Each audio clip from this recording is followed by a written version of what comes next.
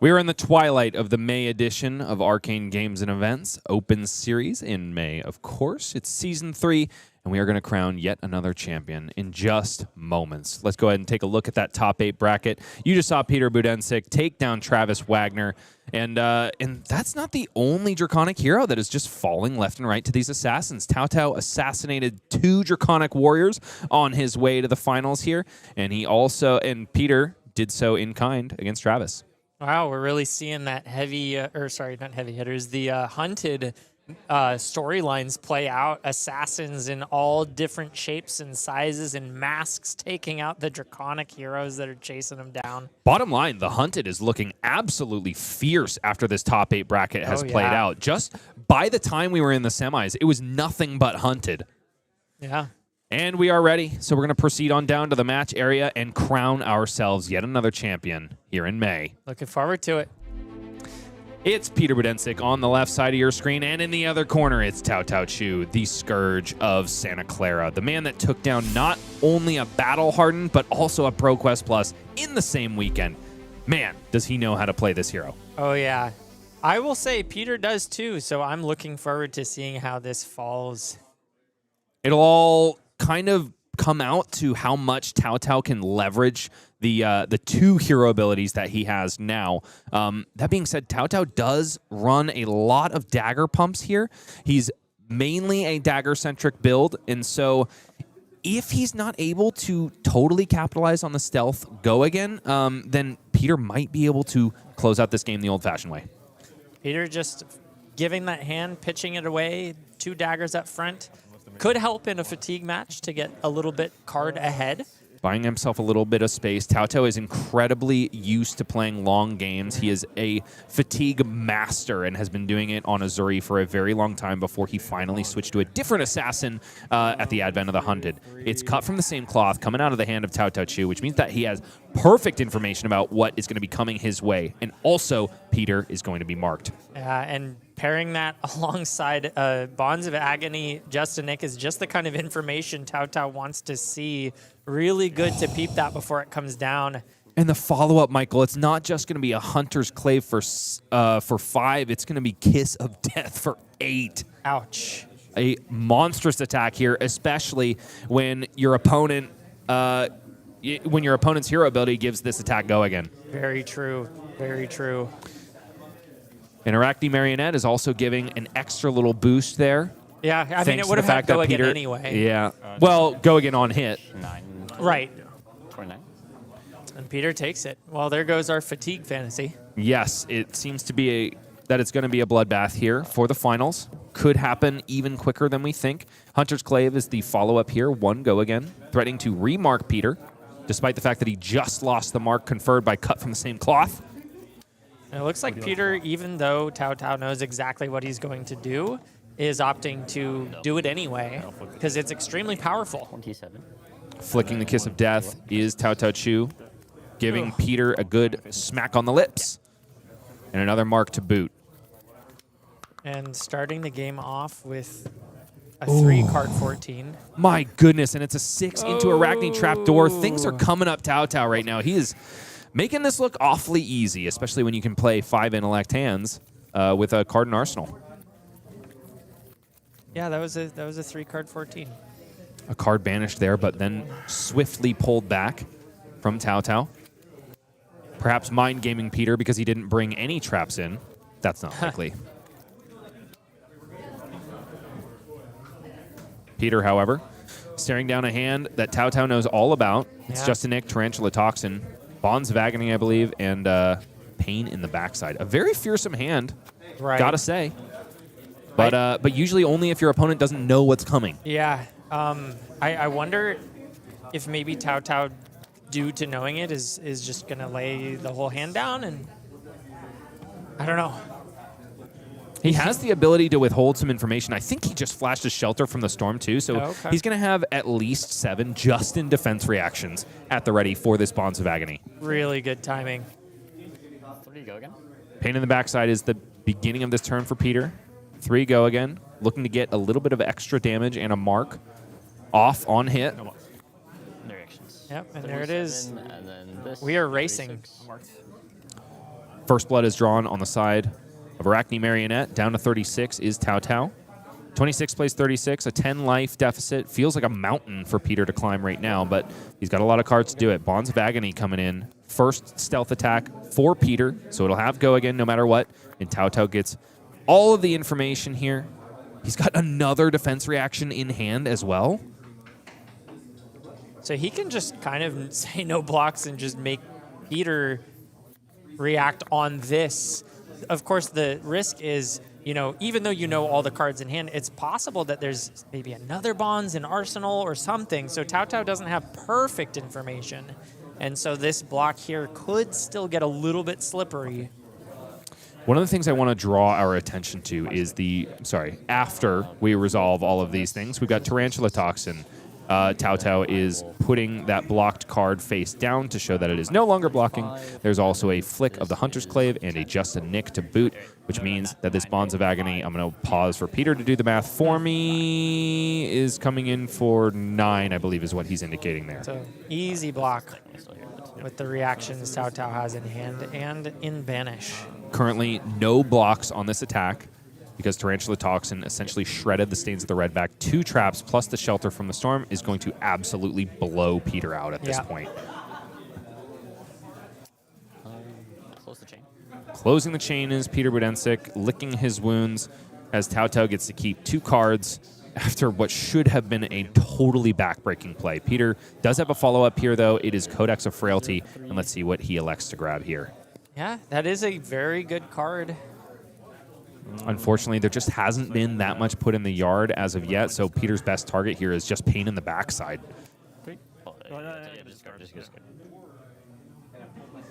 Taotao is forced to discard here, though.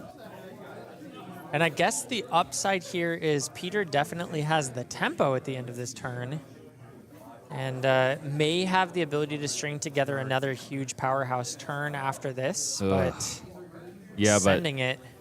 But Taotao is discarding a Command and Conquer because he's got Take Up the Mantle in hand and a Stealth card in Arsenal. Can you use that to get Command and Conquer?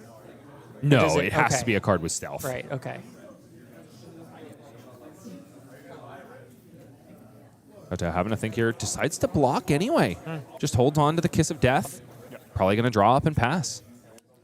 Very diligent and patient play. Yeah. From someone who is an absolute monster in this game. I will say, 9 life difference after that huge turn from Taotao. The fact that Peter has the tempo and Taotao is likely to just pass, and there it is, it's not that bad. I mean, no, Peter needs a really good turn right here, right now, and we do see at least a Just a Nick in hand. Is that 2? And Peter could have been thinking that, yeah, sure, he has perfect information about this. Just a Nick and a double trouble? There's a Bonds of Agony. Oh, it was a Bonds. Yeah, so Bonds plus Just a Nick is A-okay with us, but he's only got 1 dagger left. Just a Nick plus Flick Knives does not equal 3. He's going to need 1 more in order to activate that Bonds of Agony. He's hoping this time he can maybe buy a little bit of an overblock from Taotao. Oh my goodness, and he's going to become Trapdoor immediately once again. So Peter is massively rewarded if he didn't want to actually push this up to its full potential. He did have the Just a Nick, though, and that is... Which is not going to be able to be utilized here.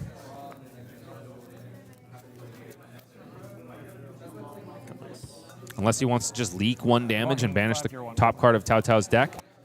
No. Does it actually work that way? You just search it and play it this turn? That's actually crazy. Yeah, this turn. Until the start of my next turn. Yo, that's crazy. Peter's saying that's crazy. Trapdoor is one of the best demi-heroes for a reason.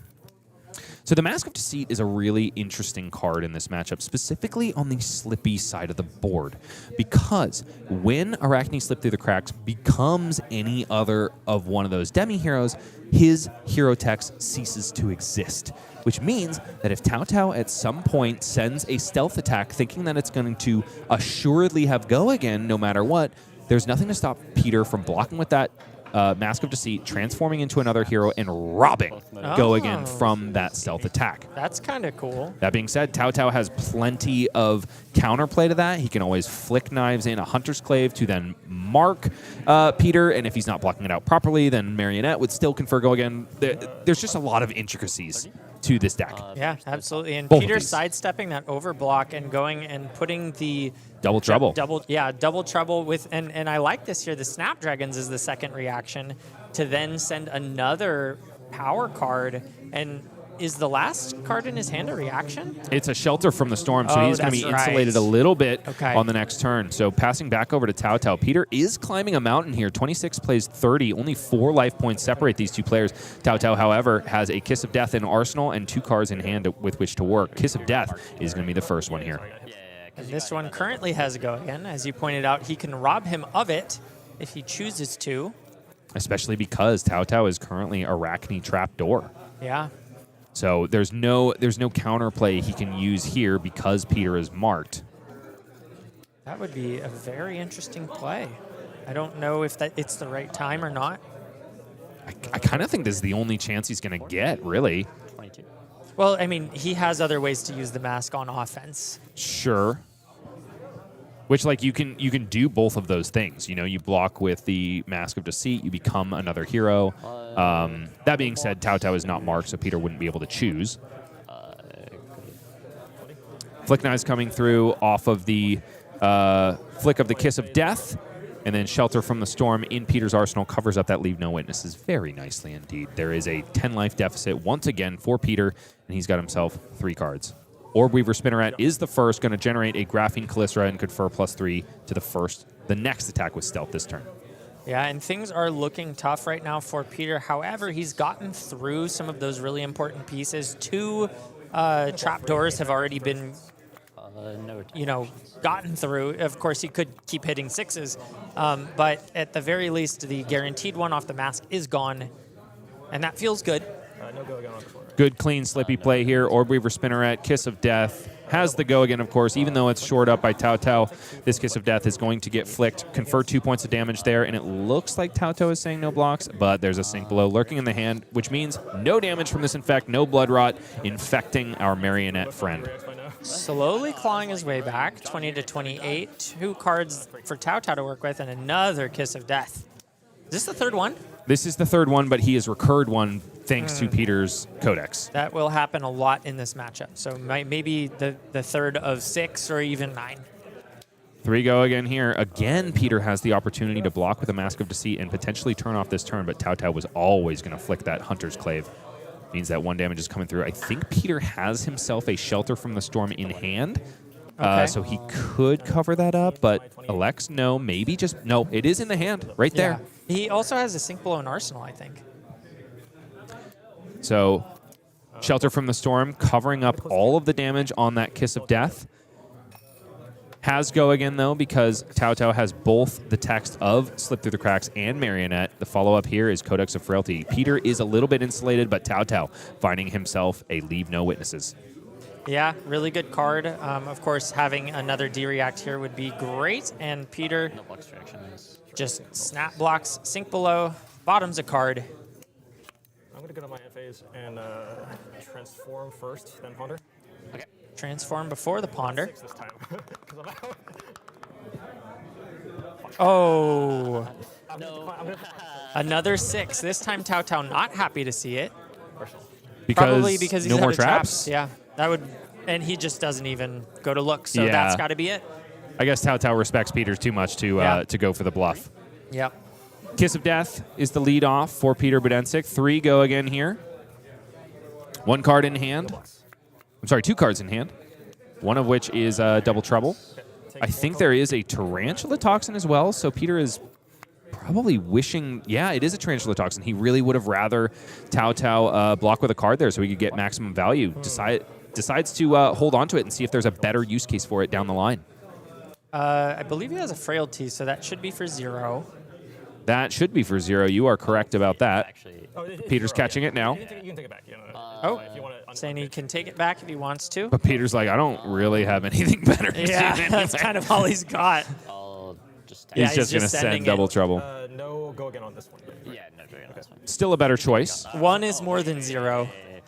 I'm thinking if I want to block this, I'll say no blocks. I'll flick.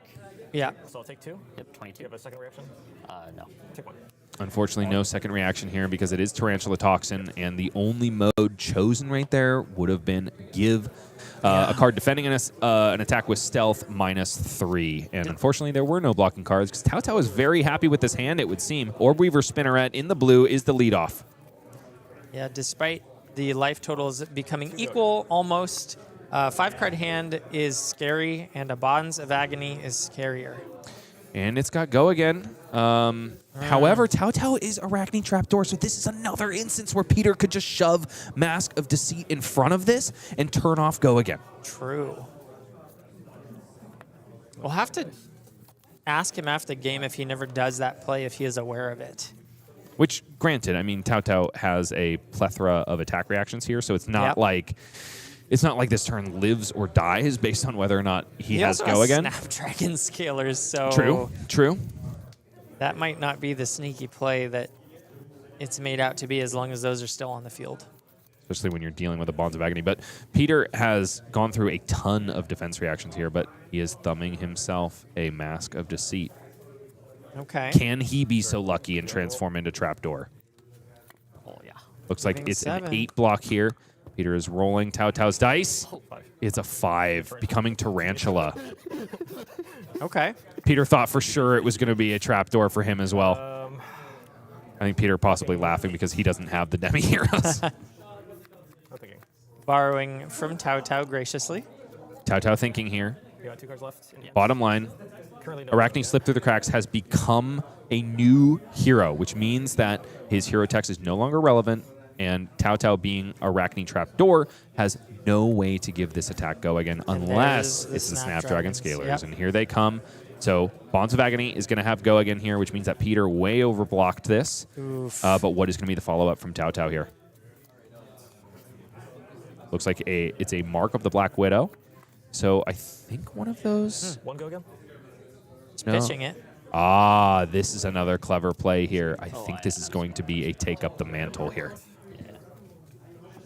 Take Up the Mantle on Graphene Calycera is one of the sneakiest plays these assassins have access to here. Graphene Calycera, of course, has stealth, even though it is a weapon and a dagger. No. Oh, nope. Just a and classic conquer. CNC. And we know that Peter's got a D-React in hand, so he's not happy to see that. Oh, and I'm sorry. Take Up the Mantle is attack action cards. Oh, maybe? yeah, I think we went over that already. Yeah, okay. All right, Can't we went use over it that. on so sneaky, it's not even allowed. Yeah, you just make your opponent think that it is. And then If your opponent is Bryce. And then you know that they think that you know that we know that we're just waiting Oh, and and he biding gets time so we hit can by eat that fluffernutters. and loses his arsenal. Untransformed. Bye, Arsenal. Peter Buddensiek descends on down to 12, losing that infiltrate that was lurking and looming large. He's got a Sink Below and a Codex in hand. So that Mask of Deceit play does have a little bit of a double-edged sword effect to it. So Peter now is lacking go again that he normally can depend on to make these turns go super wide. As a reaction, then on hit it would get go again, but you're not Marionette. Okay, so- okay, yeah. Unlucky for you. Yeah. A lot of intricacies to these assassin mirrors. Yeah. Really, it's a really huge pleasure to be watching both players of this caliber playing it out. One. Codex of Frailty in the pitch. Hunter's Clave coming across for Peter. Codex usually conferring 7 value, now just 1. Go to 19. 7 value. I thought it was 6,000. Somewhere in between that. Tunic, Calycera, Taotao for is one, marked good. with a very beautiful full art cold foil mark token. Mind you, Graphene Calycera is going to have go again here, despite the fact that Peter is not Arakni Slip Through the Cracks. 17. So Taotao takes 2 here because every time one of these daggers is connecting Arakni Tarantula is causing him to lose 1 life. Well, silver linings, I suppose, but once again, Taotao with the 5-card hand to work with. It's a Tarantula Toxin. Has he found the last copy of Kiss of Death in the deck? Looking through that graveyard. But man, holding strong is Peter Buddensiek. 12 plays 17 at this point. I mean, granted, Taotao is about to swing a 5-card hand, but Yeah. I mean, Peter has been making this look fairly close, despite the fact that Taotao is having some massive turns. I believe before the match started, Peter was saying that this is like a 95-5 matchup, and he's making it look a lot closer than that. Sure. And we see another abuse of Arakni slip through the cracks as this one go again. It's such an annoying thing to have to deal with. Like, are you pumping it? Are you just going again?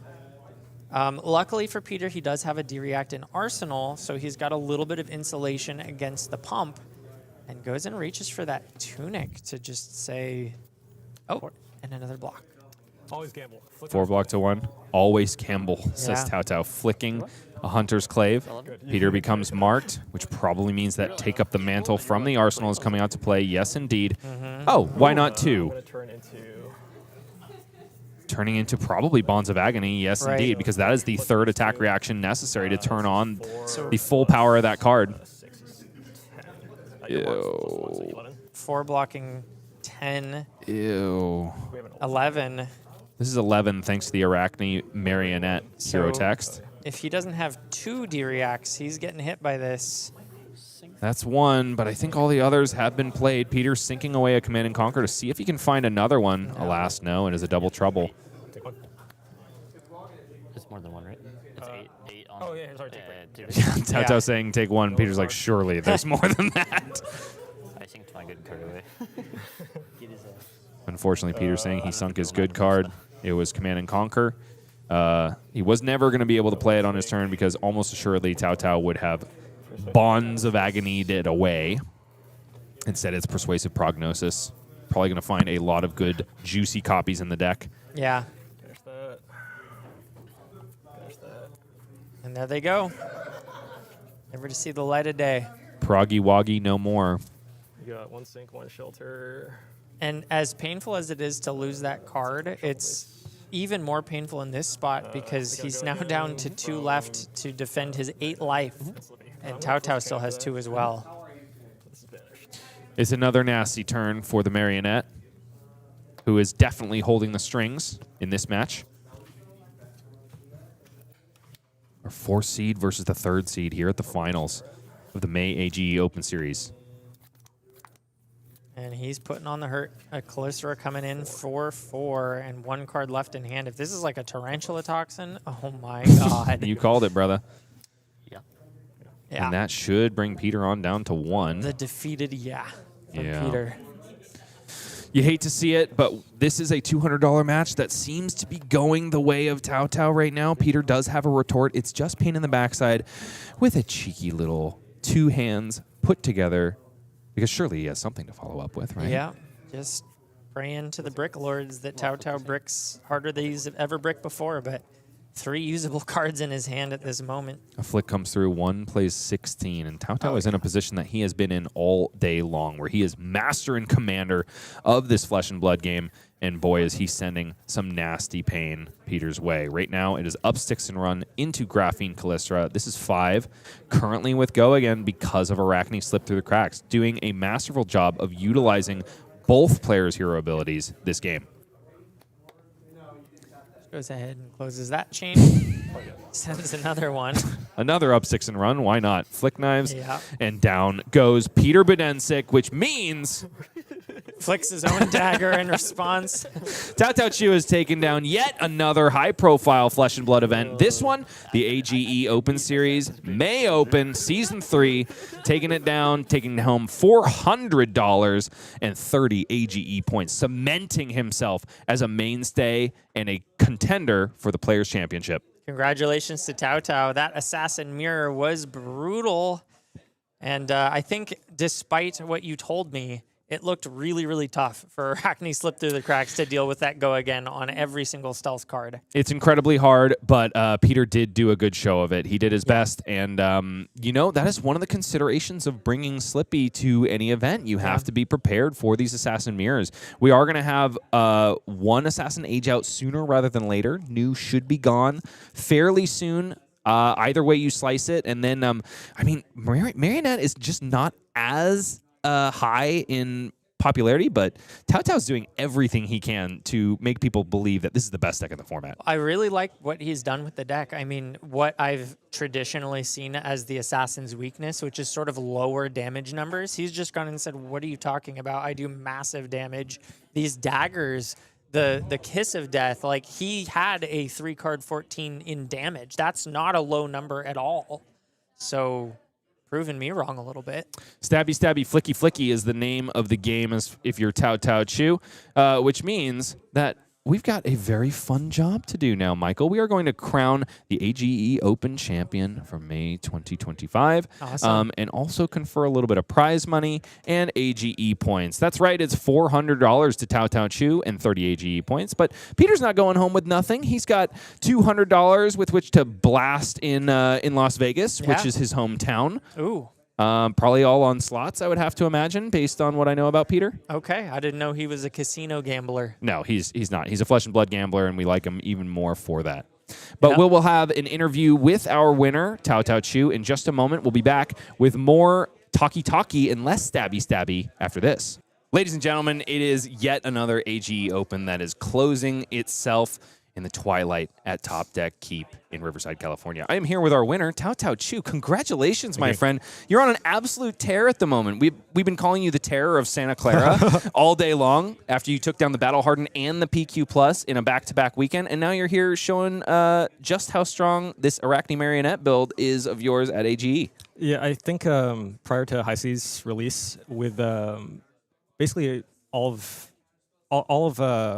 Arakni's natural predators either banned or LL'd out, this is the best deck in the format. Because right now, I think the only small weakness the deck has is Florian. And with the Germinate gone and with the Scepter gone, it's closer to like a 40 to 45%, whereas everything else is even to favored. There's no free wins with this deck because you do have to basically fight everyone. But I also don't think that it has any real weaknesses anymore. So the Hunted introduced a lot of new tools for Assassin, and you have been an Assassin main for quite some time. yes, starting with the Arakni Huntsman back in Dynasty. Is that right? Yeah. So you've played pretty much every Assassin up until this point. Yes, I have played every Assassin except for Slippy, I think. Is this your favorite one? Is Marionette your favorite? By far, yes. By far the most fun. Okay, awesome. Yeah. And you have a very unique build to Marionette. A lot of people, early on at least, were leaning on a lot of stealth attacks, very heavy in that category. But you said no. I was too. Actually, yeah. So like I think who was it? Tom Batalia's build that took 9th at Minneapolis or something. So that sort of build, it's really good when your opponent doesn't know what to do. As soon as your opponent knows to stop the mark, then the whole thing crumbles. Like you have attacks like Mark the Black Widow, which are when they were previewed in like preview season, we thought they were pretty good. But then Mark of the Black Widow actually turns out to be just extremely mediocre because you essentially have to land 2 on hits in order to get 1 banish, and also you don't even get to choose the banish like with the Persuasive Prognosis or whatever. Yeah. So it's just kind of okay. Whereas with the dagger builds, it turns out Assassin got 3 different non-attack actions that buff the daggers by 4. So if you just swing a big dagger, then everybody dies to damage. So. And important to mention that one of those buffs also allows you to draw cards essentially at reaction speed with flick knives. Right. You can draw cards. Another one like gets you your daggers back after you flick them, and the third one shows you your opponent's hand. And if they have an attack reaction, like if you're playing in the mirror or against a warrior, then you'll get to mark them for free. And mark is like I think in my experience, mark averages out to maybe 1.5 points of value. So if it gets +4 and you also mark them, then you're getting like 5.5 points of value roughly. It's just like the numbers are crazy, and Calicera being like I think just a really powerful weapon because with the base form, like like a bad turn would be if I pitch a blue for a Clave to mark, and then I swing Calicera for 2 to like remove the mark and swing for 2 go again, and that's still like a split 3 off of any blue. And then generating Calicera like red or Reaver Spinneret sticks 1 on board, gives +3, and then with another +1 from Marionette, it can be just like swing for 5 go again, and also you get to flick it later for another point. So like the numbers are kind of crazy. And another two things that make the dagger build good is that with Tunic, because Tunic is an integral part of this build. If you have like a handful of dagger buffs, you can buff them up and then use Tunic to swing Callisto for a massive number, or you can block Hat if your opponent's marked and turn into Orb Weaver, and Orb Weaver discounts your Callisto by 1. So if you don't have Tunic available, you essentially, instead of needing to, if you have a bunch of red buffs, you can, instead of pitching a red, you can just like play all of them and then swing for free. So that Hat transformation, if you transform into Orb Weaver, then it's worth minimum 5 points of value at that point. So yeah, I think just numerically, even if the daggers don't have a ton of on hit disruption like Assassin's known for, it's still numerically very powerful. And then if you transform into something like Black Widow, you can still attach the disruptive on hits onto your daggers. So. And I think the numbers specifically on the daggers are what has been kind of a hang up for people like adopting this build, right? Yeah. But I want to turn to, we've talked about the fact that you've played every single assassin in Flesh and Blood.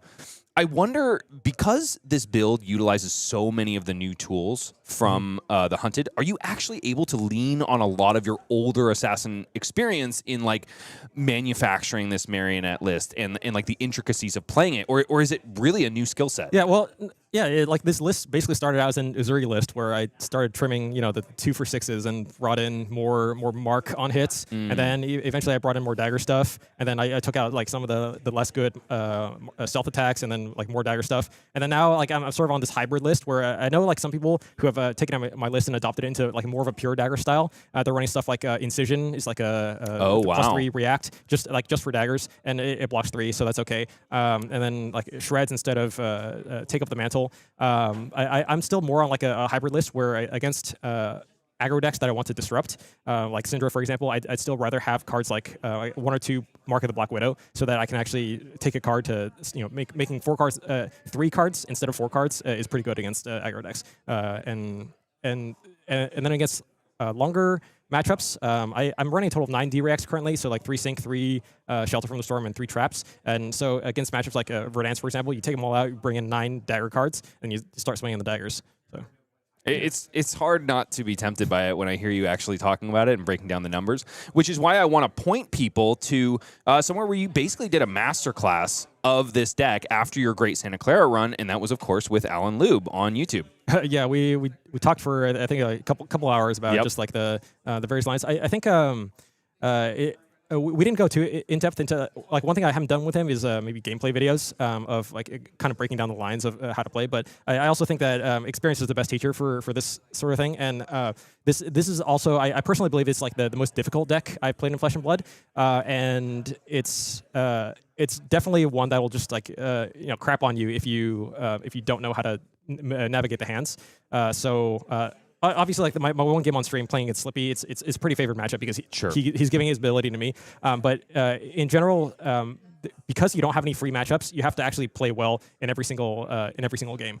So there's really no substitute for just like grinding a ton of reps. Yeah. But play well, you definitely tend to. How many reps do you think, like ballpark, you had to do before you would say, like, okay, I'm proficient at this deck. I can take this confidently to a tournament into whatever field? I think if you're experienced with other assassins, you could do like 50 to 100. And then if you've never played assassins before, it'd be closer to 500.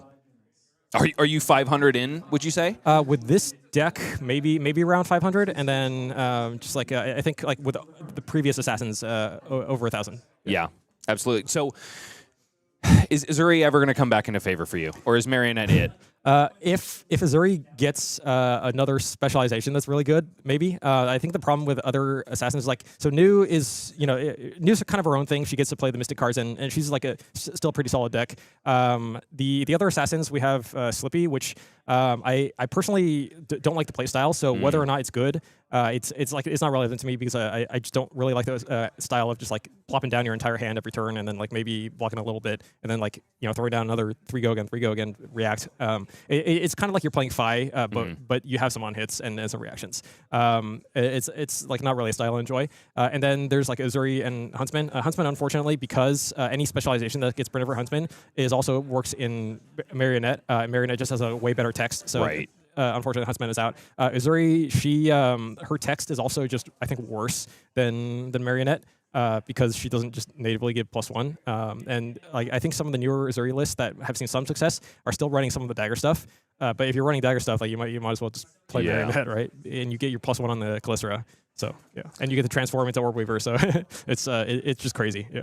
A convincing performance here and a convincing breakdown of the deck. Taotao, before I let you go, I want to play a little game that I like to play, and it's called One Card to Break. And I want to play it specifically in regards to Arakni Huntsman, the guy that got you into the assassin class. Not the guy, the amorphous thing. The thing. Yeah. Okay, what is one card that you could design to actually make Arakni Huntsman, let's say competitive, not necessarily broken? I think maybe if you gave them an errata, like sort of have Briar got an errata to make her worse. If you gave Arakni an errata to make them better, when you play a contract card, you look at the top 2 cards of your opponent's deck. I actually kind of think that's what it should have been from the beginning, and maybe it would have been like too powerful at that time. But like in the current meta, it'd be fine. If you actually look at the top 2 and you can put either of them or both onto the bottom, and then the rest on top in any order, that makes it so that you have like a manipulation of half of their next hand instead of a quarter of their next hand, and that suddenly makes your long-term fatigue plan a lot better.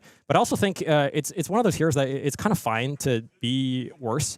I think they've said recently that there are certain heroes that they don't actually want to be at the top of the meta, like Bolton, for example, because they said because Bolton's kind of his hero text is kind of really strong if he gets strong cards, so they can't give him strong cards. Huntsman is like one of those things where if Huntsman is like the S tier hero, it's going to be like a really toxic meta where everybody's like contracting each other for 30 turns. So maybe it's for the best, and you still have some like Huntsman diehards who get to play a contract list, and that's fine. But I think there's it's okay to like let some heroes just leave, or like, not really leave, but like sit in the corner for a while. Yeah.